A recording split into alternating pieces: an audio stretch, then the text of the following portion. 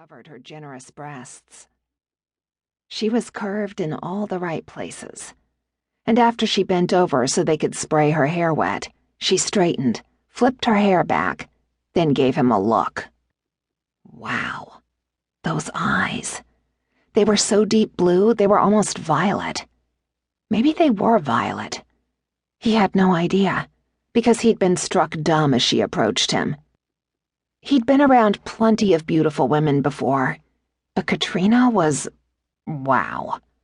Photos of her didn't do justice to what a knockout she really was. "Grant Cassidy, this is Katrina Koslova." She gave him a quick nod, then turned to the director. Obviously all business and not as thunderstruck by him as he had been by her. He was going to try not to be offended by that. Then again, she likely worked around good-looking male models all the time. He was no big deal, at least not in the modeling world.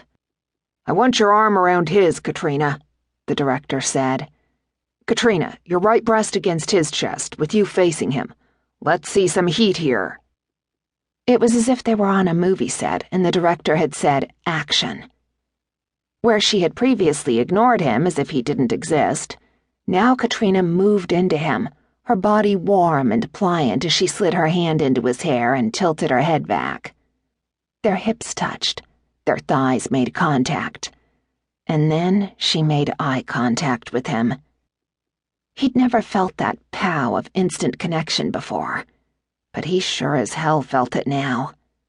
It was as if lightning had struck the center of his universe, and every part of him felt it. Katrina blinked a few times, then frowned. "Something wrong?" "The angle. Give me a second," she said.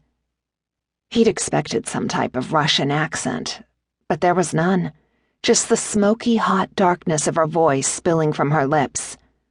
It was like drinking whiskey on a cold night. The sound of her voice heated him from the inside out. He'd never been slammed so hard like this before. Katrina adjusted, her fingers tangling in his hair, giving him a bit of a tug. His lips curved. "So you like that?" he asked. "Just a chop," she responded, then gave him a smoldering look, tilted her head toward him, and jutted her hips out enough to hit him right in the crotch. God damn it. She'd done that on purpose. He could do it as well. He raised his hand and laid it above her hip, knowing he couldn't obscure the swimwear.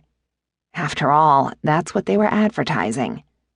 His fingers bit into her skin, enough that he caught the flash of awareness in her eyes. "Yes, that's perfect," the director said. "Hold it there." Grant heard the click of the camera several times. "Now move. Get into each other. Lean in. Touch. Be mindful of your angles, Katrina. And Grant, follow her lead."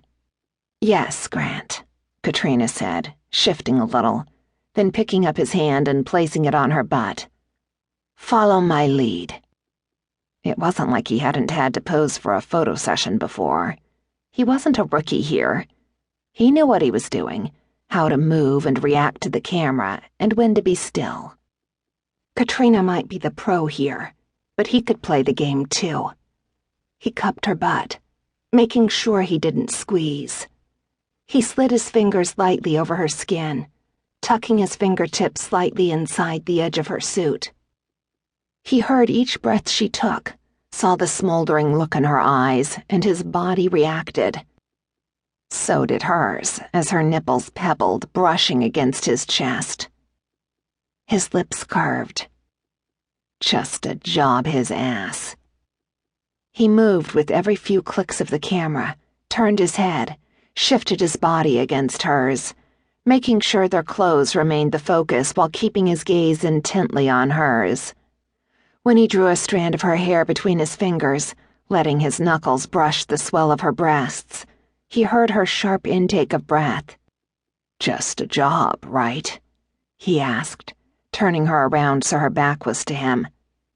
That way he could skim his hand down her arm, letting his fingers rest at her hip. "This is perfect," the director said. "Keep doing what you're doing."